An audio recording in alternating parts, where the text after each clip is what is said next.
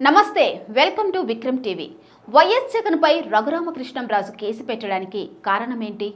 మాజీ ముఖ్యమంత్రి జగన్మోహన్ రెడ్డిపై కేసు నమోదైంది. మాజీ ఎంపీ రఘురామకృష్ణంరాజు ఫిర్యాదు మేరకు ఐపీఎస్ పివి సునీల్ కుమార్, మాజీ సీఎం జగన్, మాజీ ఇంటెలిజెన్స్ చీఫ్ సీతారామాంజనేయులపై ఎఫ్ఐఆర్ బుక్ అయింది. టీడీపీ ఉండి ఎమ్మెల్యే రఘురామకృష్ణంరాజు ఫిర్యాదు మేరకు గుంటూరు నగరపాలెం పోలీసులు కేసు నమోదు చేశారు. జగన్ అధికారం కోల్పోయాక నమోదైన తొలి కేసు ఇది. ఇక మాజీ CM Jaganmohan Reddy, IPS PV Sunil Kumar పై కేసు నమోదైంది. ఉండి టీడీపీ ఎమ్మెల్యే, మాజీ ఎంపీ రఘురామకృష్ణంరాజును గుంటూరులో కస్టడీకి తీసుకున్న సమయంలో హత్యాయత్నం చేశారని ఫిర్యాదు చేశారు. సెక్షన్ 120B, 166, 167, 197, 307, 326, 465, 508 ప్రకారం కేసు నమోదు చేశారు. ఎమ్మెల్యే రఘురామకృష్ణంరాజు ఇచ్చిన ఫిర్యాదు ఆధారంగా గుంటూరు జిల్లా నగరపాలెం పోలీస్ స్టేషన్లో కేసు నమోదైంది. జగన్ అధికారం కోల్పోయాక నమోదైన తొలి కేసు ఇది.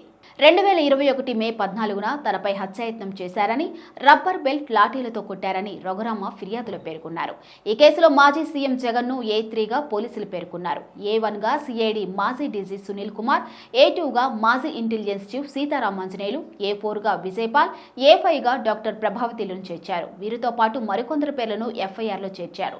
ఇక 2021 మే 14 జరిగిన ఘటనపై నిన్న రఘురామకృష్ణంరాజు ఈమెయిల్ ద్వారా ఫిర్యాదు చేశారు. జగన్మోహన్ రెడ్డి ఒత్తిడి మేరకే తనను అక్రమంగా అరెస్ట్ చేశారని వెల్లడించారు. కస్టడీలో తనను తీవ్రంగా హింసించారని, తనకు బైపాస్ సర్జరీ జరిగిందని చెప్పినప్పటికీ తన ఛాతీపై కూర్చొని తనను చంపడానికి ప్రయత్నం చేశారని, ఫోన్ పాస్వర్డ్ చెప్పాలని కొట్టారని ఆరోపించారు.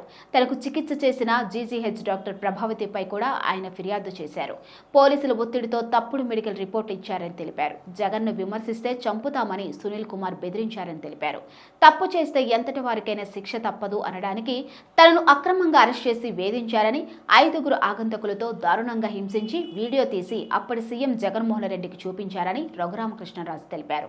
తప్పుడు రిపోర్టు కోసం డాక్టర్లను కూడా మార్చేసిన పరిస్థితి నెలకొందని, అన్ని డాక్యుమెంట్లు తన వద్ద ఉన్నాయని ఆయన వెల్లడించారు. జగన్, సునీల్ ఇద్దరూ కలిసి తనపై కుట్ర పన్నారని ఆరోపించారు. ఎంతటి వారైనా తప్పు చేస్తే శిక్ష తప్పదనేది రుజువవుతుందని తెలిపారు. ఇక తనపై కేసు నమోదుపై సిఐడి మాజీ డీజీ సునీల్ కుమార్ ఎక్స్ వేదికగా స్పందిస్తూ, సుప్రీంకోర్టులో 3 ఏళ్లు నడిచి సాక్షాత్తు సుప్రీంకోర్టు తిరస్కరించిన కేసులో కొత్తగా ఎఫ్ఐఆర్ వేయడాన్ని ఏమనాలో మీ విజ్ఞతకే వదిలేస్తున్నారని తెలిపారు.